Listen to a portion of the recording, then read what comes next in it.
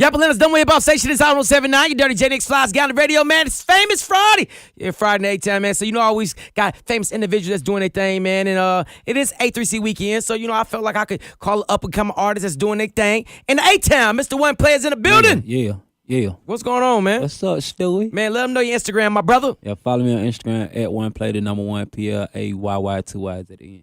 Now, you's a DJ. Yeah. I used to spin some record. So what made you, how long had you DJ? Man, I was DJing for at least a good, probably like 10 years.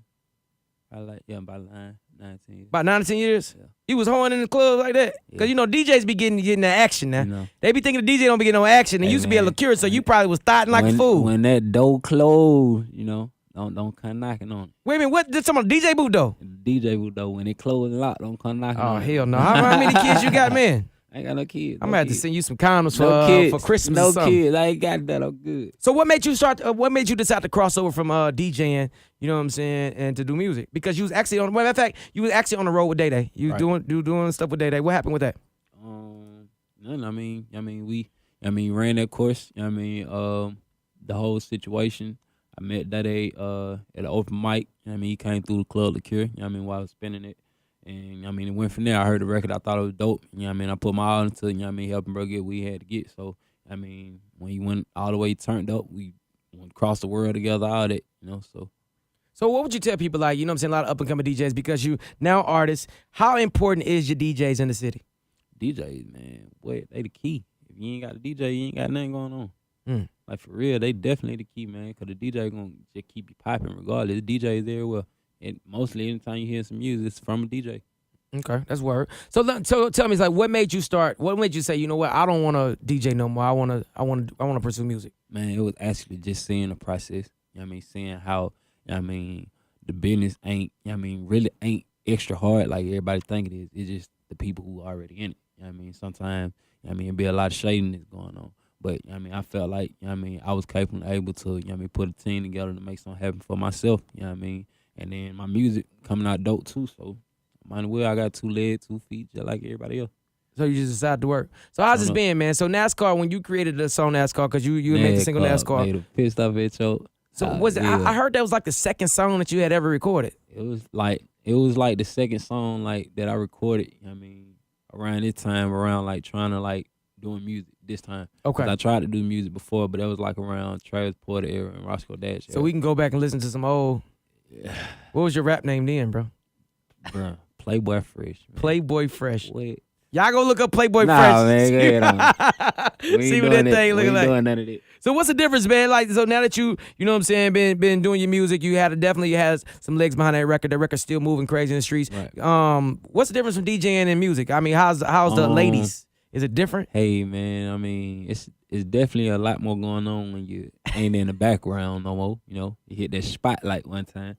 But now, the whole, I love it. I like the fact that, people knowing me and rapping my lyrics, it turned up in the club, Because at first I was just spinning the record, and now, my words are coming out the speakers and folks rapping me. You feel what I'm saying? That's hard, man. If you're just now tuning in, man, 1PLAYY's in the building. Yeah, we're discussing everything that's going on as far as you know what I'm saying, him in Atlanta and doing this music and coming from a DJ to an artist. So are you born and raised in Atlanta, Georgia? Born and raised. Where are you from? Gresham Road. Born and raised. Say what road? Gresham Road. Gresham Road. What was it like? That's the east side, right? Yeah, that's a little dangerous, ain't it? A little rough? It really dangerous. It's like my daddy, went on over there. Like my mama and my daddy, they graduated from Atlanta. I also graduated from Atlanta. I was back and forth from the east side to the south side. My grandparents stayed on the east side. My mama passed away, so I was staying with my auntie and my uncle out there on the south side. So I was just back and forth. Your mama passed away? Yeah. At what age? I was like 11, going on 12. How was that? I never lost a parent. You know what I'm saying? How difficult was that? You know what I'm saying, losing your mom at such a young age? I don't even want to talk about it, bro. I don't even want to hit that. Okay. Rest respect. So, as far as growing up, what was it like growing up for you? It was really hard. Keep it under. I really don't want to talk about it, but it was hard. It was hard just coming up, just trying to really cope with the situation that, my mom dude's gone. Right. You know what I'm saying?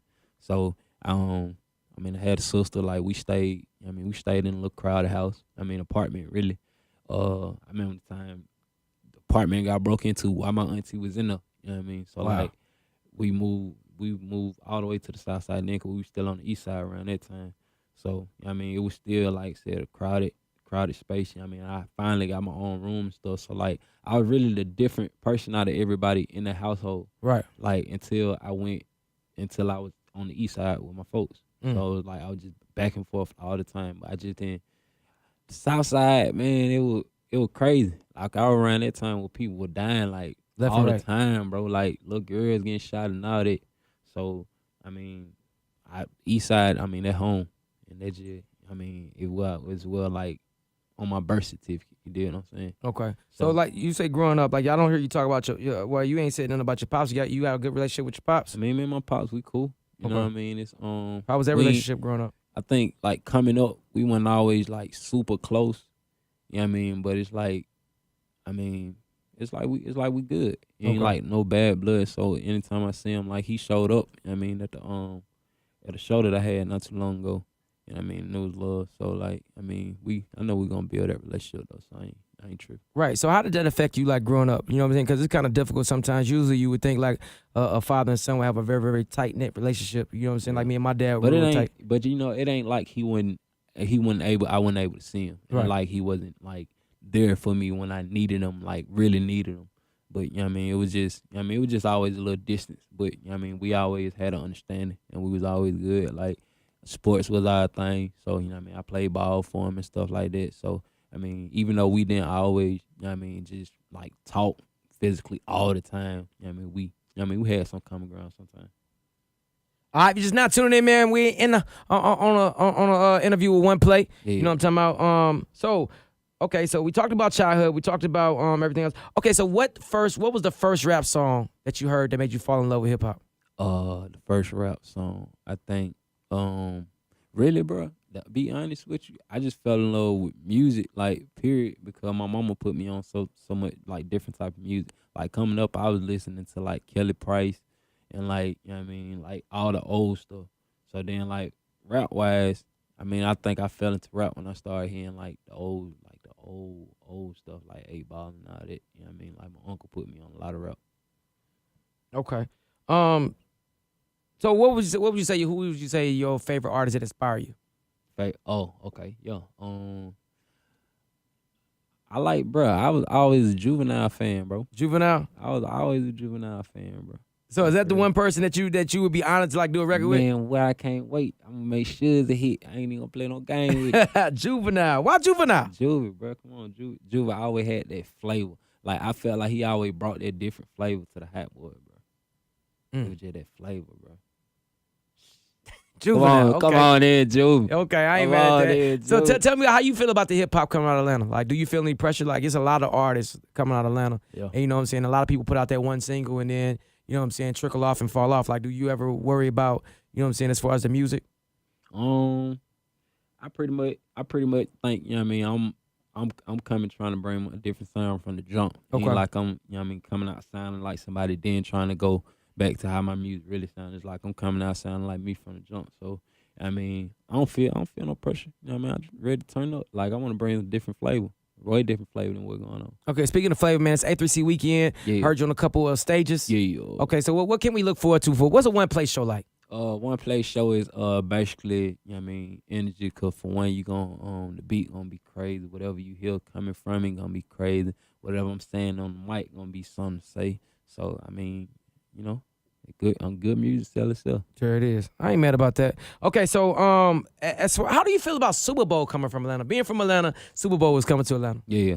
How you feel? They lit. And I ain't never I think I only been to a football game one time, so they lit. You know what I mean? I know the city gonna be crazy. I can't wait to see what the female gonna be looking like. Oh, so you worried about the ladies? Yeah, D. Okay, I ain't definitely ain't mad about that, man. So okay, well, speaking of ladies, what's the craziest thing a groupie done? Go ahead, let me hear it. Whether you're DJing or whether you was an artist. Nah, DJing why? Oh man, come on now. Tell me, man. I had Give me the scoop. Like I shot a whole like little XXX video in the DJ booth, man. So you a porn star? I mean, you know, I ain't put it out yet. Are you? Wait. I hope you're not gonna put this out, man. I got it though, just in case I ever fall out, baby. Hey, we going to the TV. Wait. So in the DJ booth, you at work in the DJ booth, Hey, bro. getting your show. DJing and going crazy. How many girls was back there? It was just one. What you made a move? How the hell did you set up a camera while you was DJing? Brother. You know, look here, I had stuff set up in the booth. You had a lot of questions too. Come on, man. I'm just trying to figure it out. Let me handle me, man. You know. Golly, man. Okay, new mixtape about what you got out right now? Yeah, you dig. I just dropped the tape called You Know What Going On. You know? Okay. So that's crazy. Top to bottom. Where can I find that at?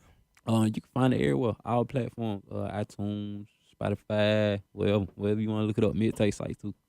Okay, so if you are not a 1Play fan, give me 3 songs on that tape that you have to listen to that you feel like, you know what I'm saying, to get them hooked. Okay. 1Play. So Ran Off, that's a given because that's the first song.